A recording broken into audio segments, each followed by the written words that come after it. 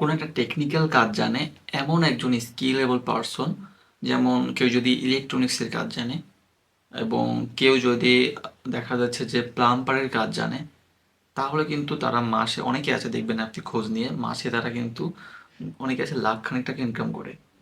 এবং আপনি 17 থেকে 18 বছর পড়াশোনা করে এই পরিমাণ ইনকাম শুরুতে করতে পারবেন না, এবং বেতন পাবেন হচ্ছে 15 থেকে 20 হাজার টাকা।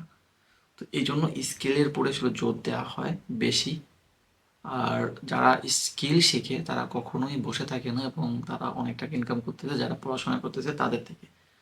তো এই জন্য পড়াশোনার পাশাপাশি অবশ্যই একটা স্কিল শিখে রাখতে হবে। এর ফলে কী হবে, বেকারত্ব দূর হবে এবং আপনার ক্যারিয়ারের ক্ষেত্রেও ভালো হবে। তো আমি যেটা মনে করি যে প্রত্যেকটা মানুষের তার কাজের পাশাপাশি নতুন কিছু শেখা দরকার, নতুন একটা স্কিল ডেভেলপমেন্ট করা দরকার।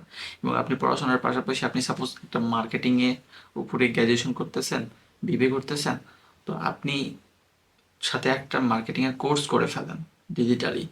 আপনি প্রোগ্রামিং সিএসসিতে পড়তেছেন, আপনি প্রোগ্রামিং শিখেন এবং কোর্স করা শুরু করেন।